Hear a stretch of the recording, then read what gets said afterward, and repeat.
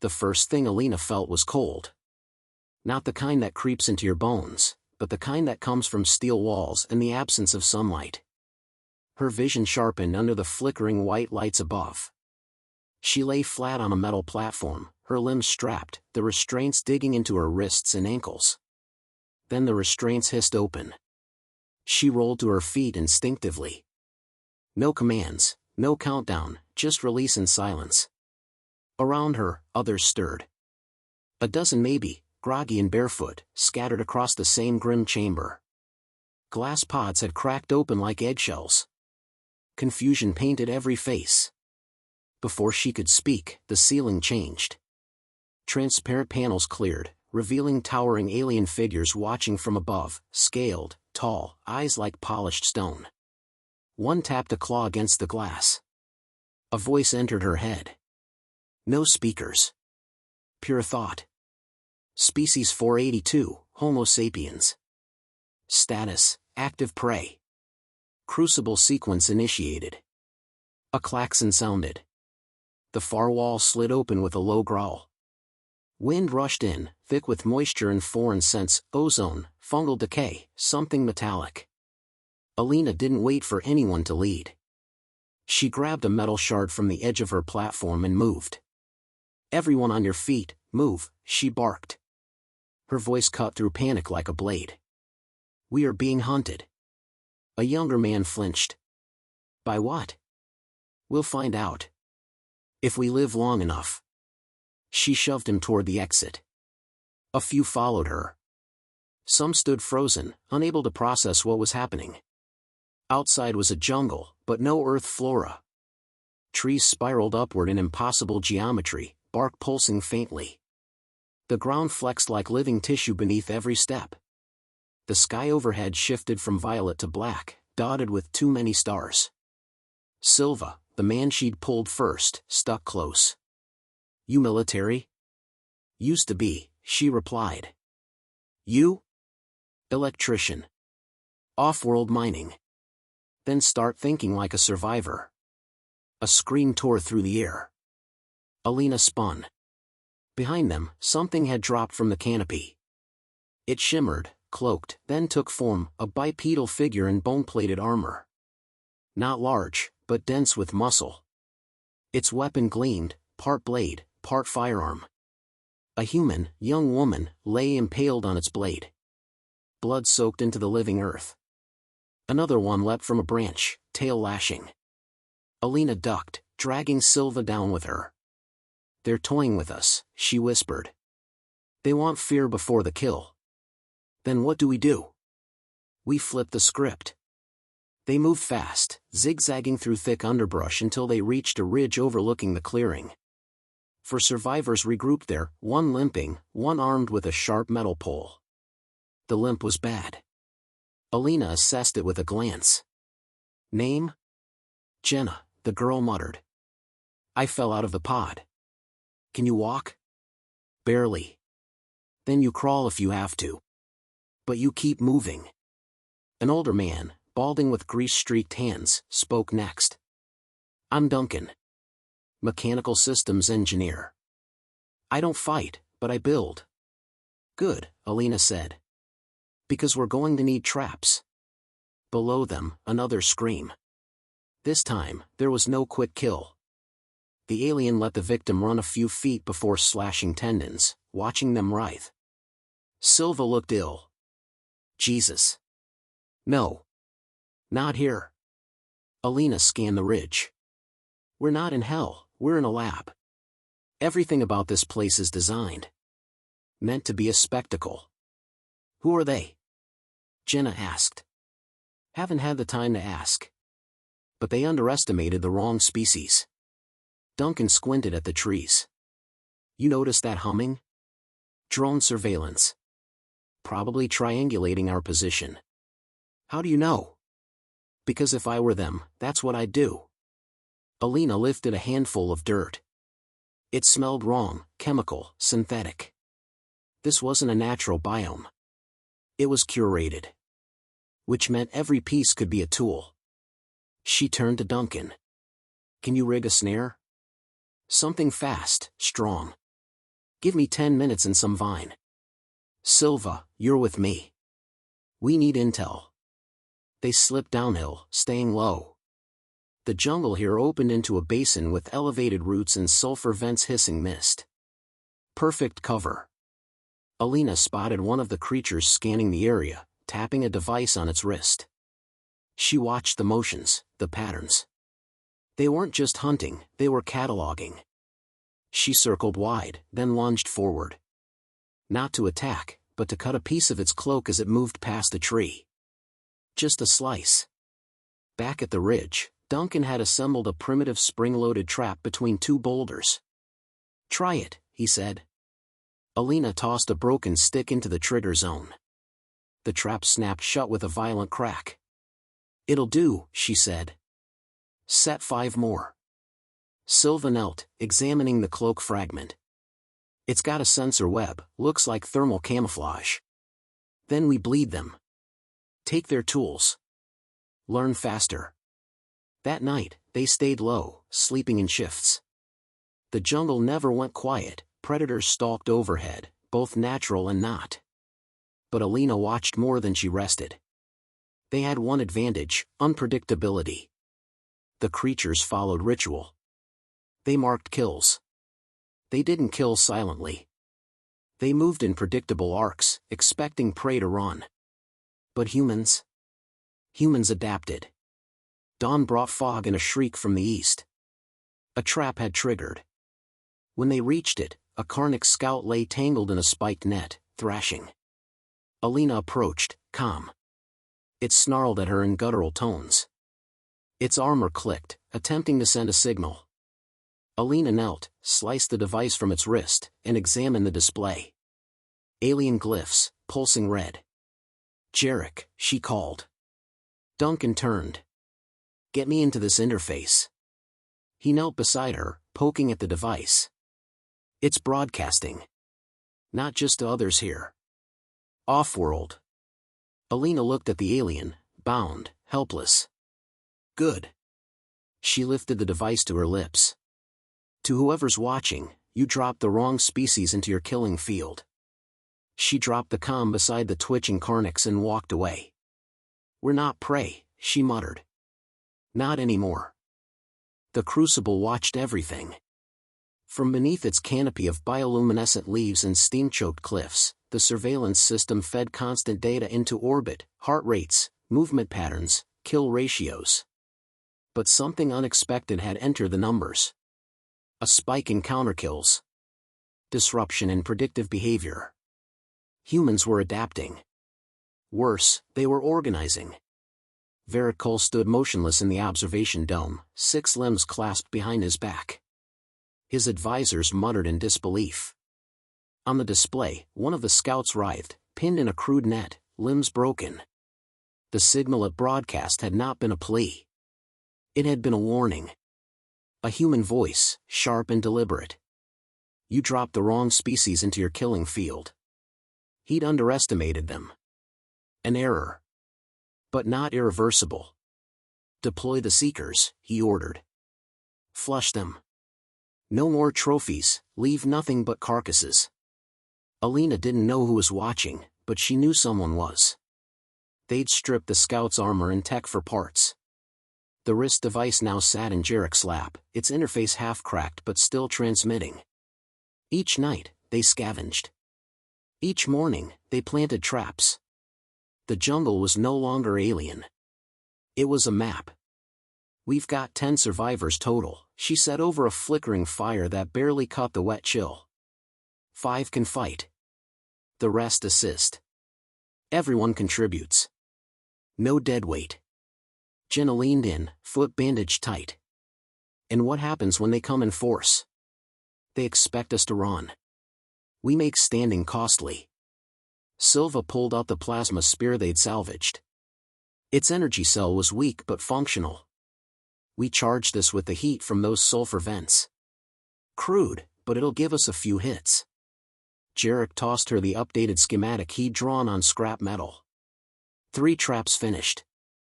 All with salvage. Tripwire, counterweight, and sharpened rebar from their own pod walls. "Good." Alina stood. Next step is misdirection. They spent the next 3 hours relocating false trails, broken branches, smeared blood, the kind of chaos prey left behind. But there's lead to kill zones. Midday brought drones.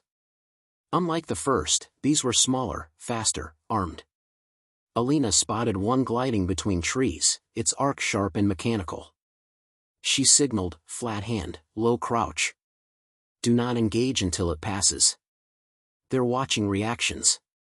It zipped over the ridge. Kara, hiding behind a tree, sneezed. The drone jerked mid-flight and spun back. Alina didn't flinch. Take it down.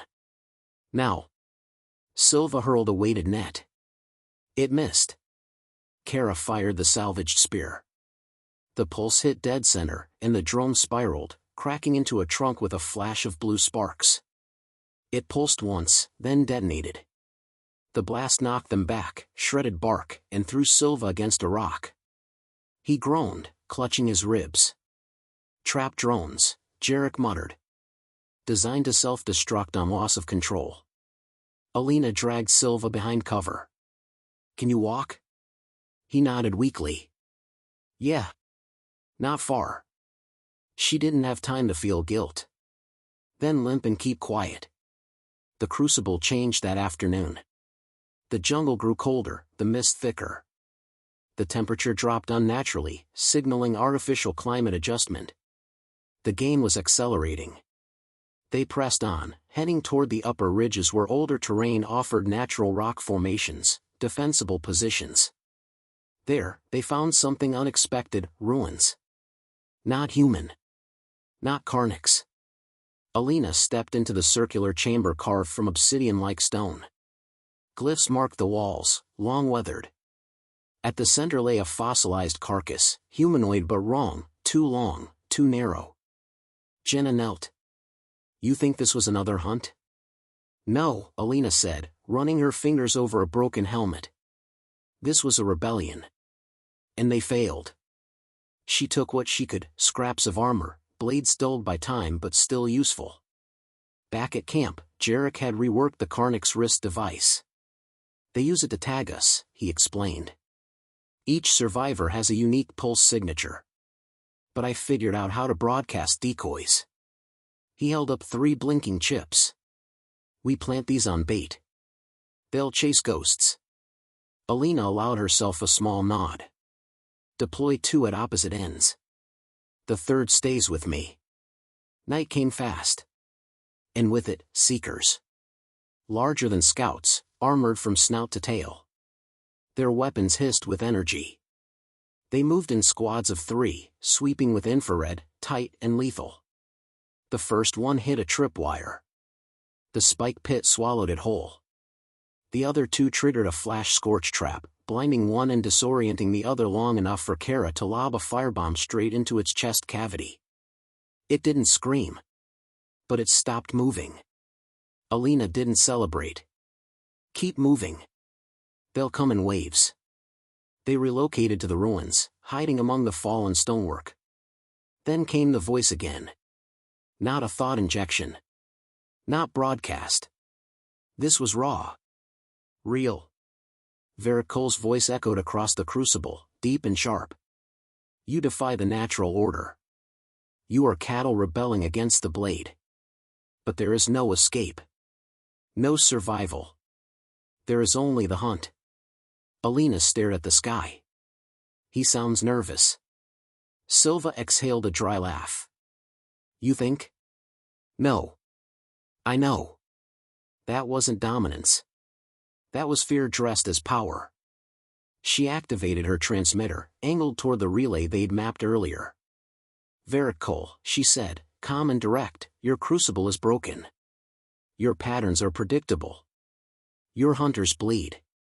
We're not cattle. We're the virus you didn't see coming. Jarek adjusted the signal to loop. Across the crucible, the message played. Again and again. Carnix patrols twitched. Their behavior changed. Some hesitated. Alina stood before her weary group, dirt-smudged, blood-stained, eyes sharp. They wanted a game. Now we give them a war. That night, Alina didn't sleep. She mapped every escape route, every ambush point, every weapon. Not because she feared death, but because she knew they'd listen to that transmission. And once they did, they'd send everything. But by then, it wouldn't matter. The Crucible would become something else. A battlefield. And the hunters? They'd become the hunted. The Crucible was burning. Smoke bled between the trees, rolling over the terrain like a slow-moving tide. Fires crackled across the lower ridges where the humans had detonated the old sulfur vents, turning the jungle's own volatile atmosphere against its creators. Alina crouched behind a thick root formation, watching through the borrowed visor of a dead Carnix seeker. The overlay showed red heat signatures, 4, approaching fast. Heavily armed. Spaced wide. Learning. But not fast enough. She tapped the comm on her wrist. Zone 3. Incoming. Standard wedge formation. Silva's voice crackled through the line. Trap set. They'll walk straight into it. Let them. Across the ridge, Jarek and Kara were rigging their last bomb, a salvaged Carnix fuel cell with a timed pulse, buried beneath the moss-covered stone. All it needed was a trigger. 30 seconds, Jarek muttered, wiping sweat from his eyes. Kara nodded, then slipped into the shadows without a word. Alina moved. She cut through the brush, circled around the squad, and emerged 10 meters behind them. One turned, sensing movement. Too late. She lunged, jamming a salvaged blade into the back of its neck. It convulsed and dropped. The others reacted instantly. One opened fire, plasma bolts lighting the trees. Alina vanished behind cover. Now, she shouted into the comm. A click. Then a roar. The jungle exploded beneath the Carnix unit. Shrapnel screamed through the air. 2 went down instantly. The last staggered, half-armored, weapon sparking. Alina didn't hesitate.